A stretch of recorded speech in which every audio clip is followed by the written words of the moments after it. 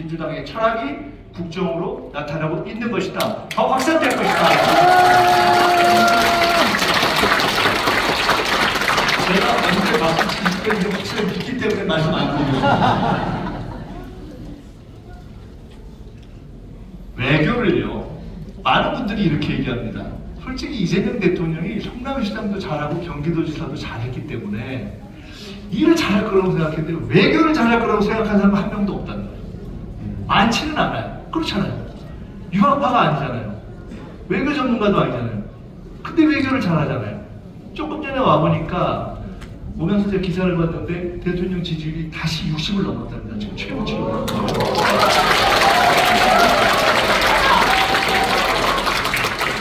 근데 그 중에 가장 중요한 평가 포인트가 외교라는 겁니다. 사실 외교는 잘 생각해보면 그냥 정치, 경제, 외교가 아니에요. 지금은 외교가 이 복잡한 국제 정치, 경제 종합판에서 외교를 잘하고 각국 관계를 잘해야만 우리가 먹고 살 수 있는 기본을 풀 수 있는 것이기 때문에 헌법에서도 대통령의 가장 고유하고 중요한 이유가 외교 안보이고, 이 복잡한 각국 도생의 상황에서는 대통령이 각 나라와의 관계를 잘하고 틀을 정리해 주는 것이 최상인 겁니다. 결국 대통령이 정말 이 위기의 판에 잘 하고 있다라는 국민의 평가를 받고 있는 것인데, 저는 이렇게 생각했습니다. 이런 장면들을 보십시오. 대통령이 셀카, 이게 샤오미 셀카 이걸 찍었는데 바로 그날 전 세계에서 몇 뷰가 나오는지 혹시 들으셨어요? 네. 6억 뷰가 넘었다는 거 아닙니까? 금관, 제가 얼마 전에 우리나라의 그 건설하는 사장님인데 이 중아시아의 어떤 나라에 갔는데, 이게 저 탄국가 군데 갔는데 그 국가에 갈 때 이게 지금 우리나라에 6개 있는 금관 중에 가장 6번째 가장 아름다운 금관을 트럼프 대통령한테 선물한 겁니다. 근데 이 금관과 비슷한 걸 가지고 그 나라에 가서 그 나라의 대통령도 굉장히 센 분이라는 거예요. 근데 이분이 할 일은 자기가 수주를 받아야 되는데 원래 딴 나라의 회사가 수주를 받기로 되어 있었어요. 근데 이분이 가서 이걸 선물을 했어요. 딱 그 대통령의 첫 반응이 뭐였는지 아십니까? 이거 싫어합니다. 이거 트럼프 대통령이 받았던 그 공간이래요. 그리고 결과는 수주가 바뀌어버렸습니다. 우리가 설명해서가 아니라 이렇게 대통령과 간 거죠. 사실 우리가 제일 걱정했던 것이 일본과의 관계 회복이 과연 안정적으로 갈 것이냐 아니었습니까? 그런데 우리가 이런 장면까지 본 것입니다. 함께 드럼을 치고 서로를 예우하는. 저는 과거에 김대중 대통령님한테 한번 이런 걸 여쭤본 적이 있습니다. 결국 외교를 잘한다는 게 뭡니까? 그냥 모든 대하고 잘 지내는 거죠? 그것이 맞다 이랬어요. 지금 우리는 미국, 일본, 중국, 러시아, 유럽, 심지어 북한까지 포함해서 모든 나라와 사실은 가장 잘 지내고 평화를 유지하면서 우리가 잘 살 수 있게 하는 것이 최선 아니겠습니까? 북한과의 관계가 아직 냉각 관계에 있지만, 그러나 짧은 시간 내에 그냥 굽실굽실하는 것이 아니라 당당함을 유지하면서 미국과 중국과, 제가 에이펙 때 봤거든요.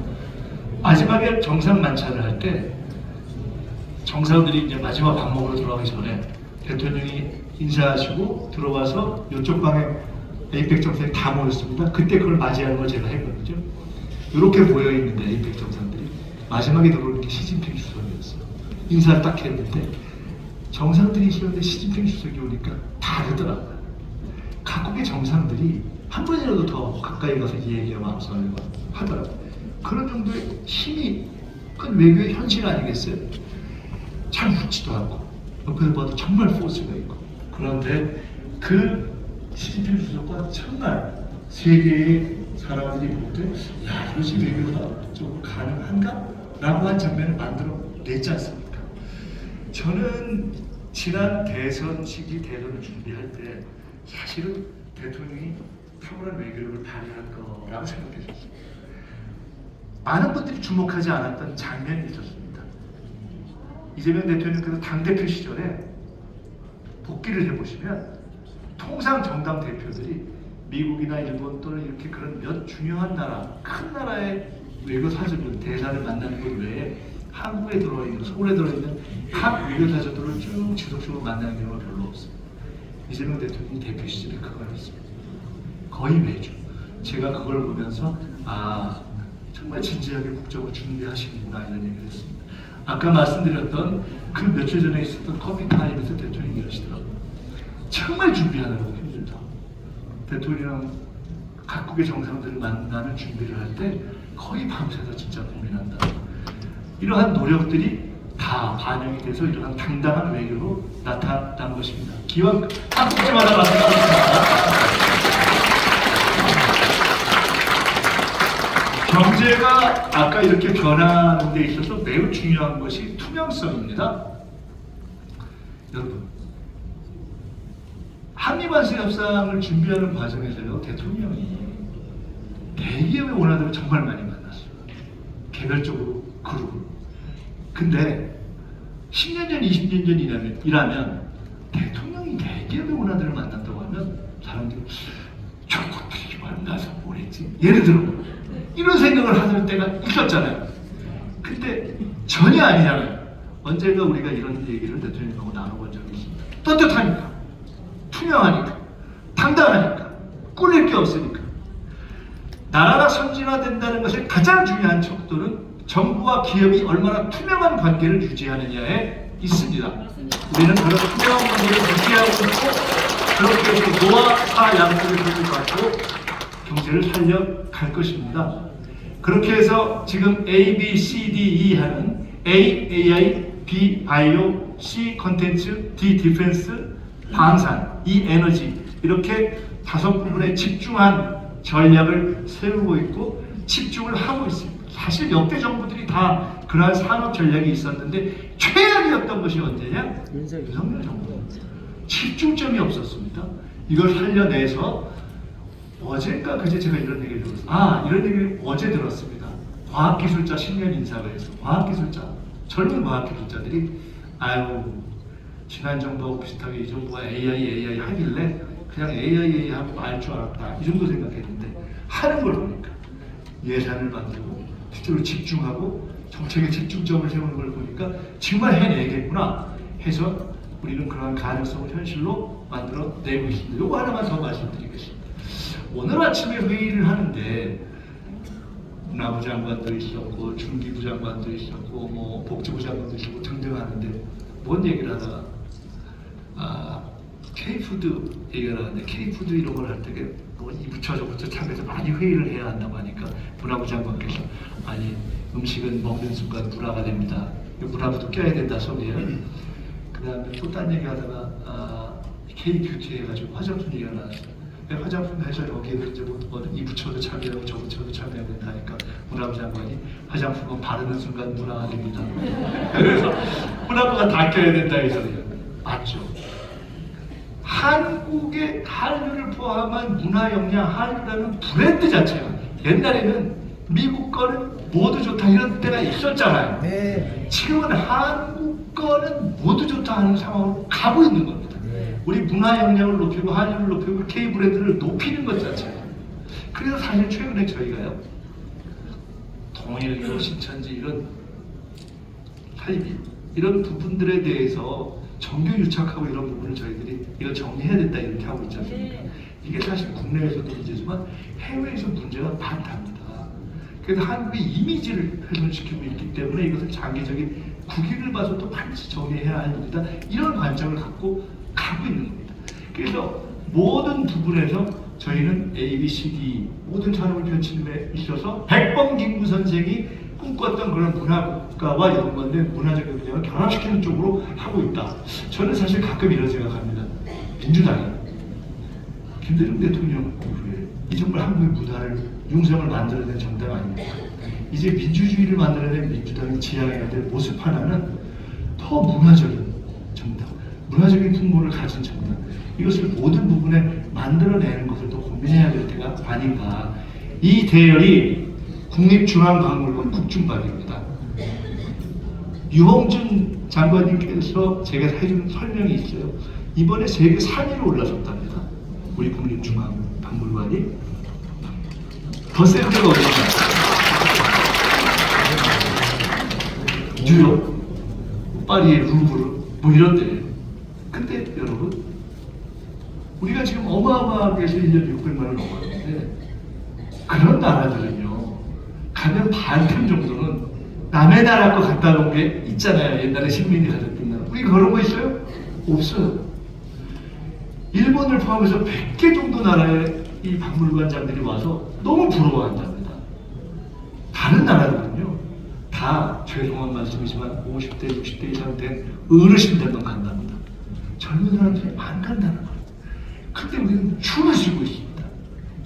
이러한 힘이 우리의 새로운 미래를 만들어내는 역량이 될 것이고 이 부분에 대해서 굉장히 저희가 신경을 쓰고 있어서 이렇게 박진영 씨 같은 분을 포함한 이런 문화국가를 만들어낼 수 있는 노력을 하고 있는 것이고 이것이 김대중 대통령 때 처음 시작해서 한일 교류를 하고 한일을 만든 토대가 됐던 것처럼 저는 제2의 한일 도약의 키트를 만들어 낼 것이다 이렇게 봅니다.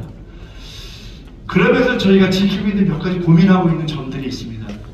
국무회의 초반에 기억나세요? 대통령이 한 번, 두 번, 세 번 계속해서 강조했던 게 산재입니다. 이게 우리나라 정도 되면 사실은 산재에서 어느 정도 이렇게 업그레이드가 돼야 되는 거죠. 근데 여전히 이게 해결이 안 되고 있는 문제들이 있지 않습니까? 산재 문제, 산불 문제, 자살 문제 이에 대해서 다 훨씬 강도 높은 대책을 저희들이 세우고 있습니다.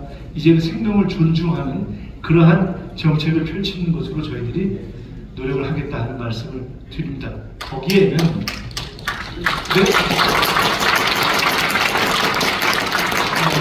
자본보다도 사람을 정말 중시해온 우리 민주당의 뿌리의 역사와 철학이 반영되어 있다 이렇게 생각을 합니다. 평화를 지켜가겠습니다. 사실 윤석열 정부 내내 오물풍선과 박경기 소음이 왔다 갔다 했죠. 딱 정부가 새로 바뀐 것만으로도 어느새 사라져버렸습니다.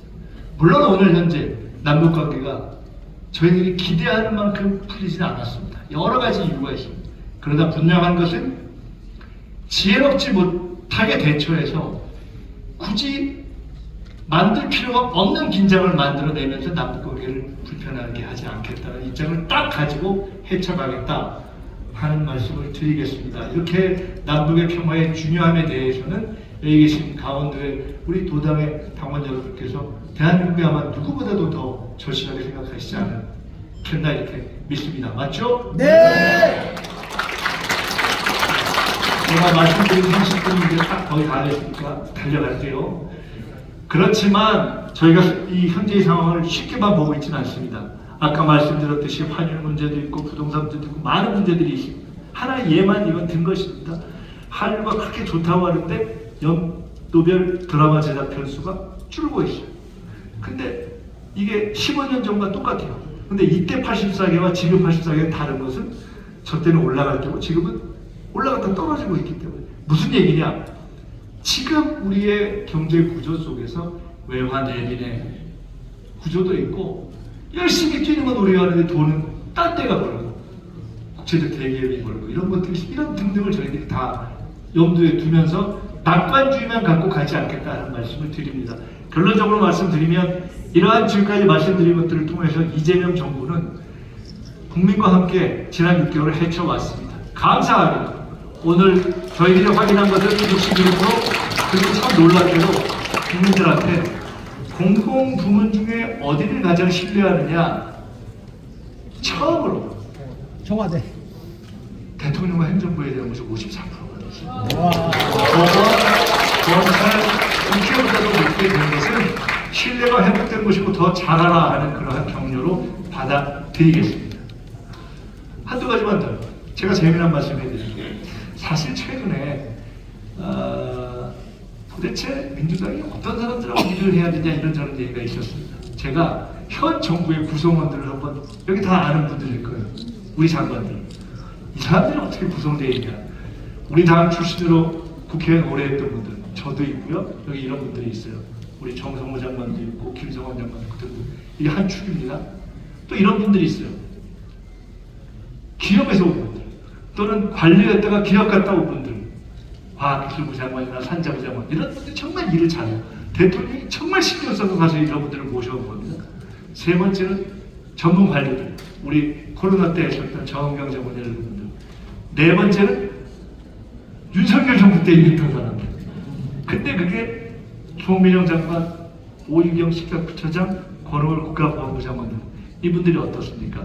잘못된 리더 밑에서는 추름이 들어서 길을 못 피고 기량을 다 피지 못했는데 이제는 잘하잖아요. 그런데 그렇게 한 것에는 크게 봐서 역량을 보고 또 그 사람의 재주만 본 것이 아니라 국가 전체의 미래를 생각하고 국민의 마음을 통합하기 위해서 할 수만 있다면 우리가 사람들에게 품고 같이 할 수 있다는 것을 보여주고 실증해야 되겠다는 그러한 입장과 철학이 반영돼서 이렇게 원팀으로 온 것이고, 앞으로도 그렇게 저희들이 최대한도로 검증된 역량 그리고 넓은 사람을 갖고 원팀을 이루어 가겠다. 민주당은 그러한 정당이고 이재명 정부 국민주권 정부는 그렇게 폭넓게 국정을 이끌어 가겠다, 이런 말씀을 드립니다.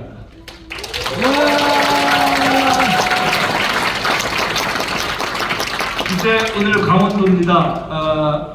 이 정부가 그동안 국정을 이끌어오던, 지금까지 대한민국 경제가 오던 큰 축에서 몇 가지를 바꾸려고 합니다.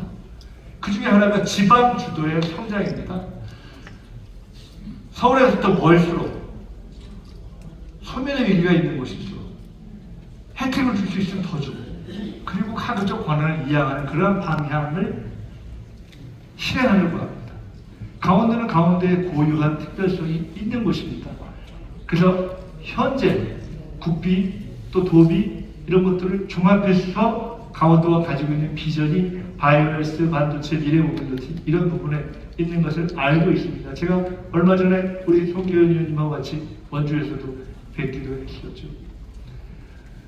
강원도가 이제 풀어가야 될 강원도의 미래, 여기 계신 도당을 이끌어 가시는 우리 의원님들 또 위원장님들 함께 잘 이끌어 가시고 정부 또 대통령이 함께 손을 딱 붙잡고 대한민국과 강원도의 미래를 함께 일궈 갈 것이고, 그 중심에서 우리는 계속해서 아주 긴밀하게 소통해 갈 것이고, 여기 계신 우리 당원 여러분들께서는 우리 이재명 국민주권 정부가 흔들림 없이 갈 수 있도록 늘 응원해 주시고 늘 박수 쳐 주시고 늘 격려해 주시기를 부탁드립니다. 고맙습니다.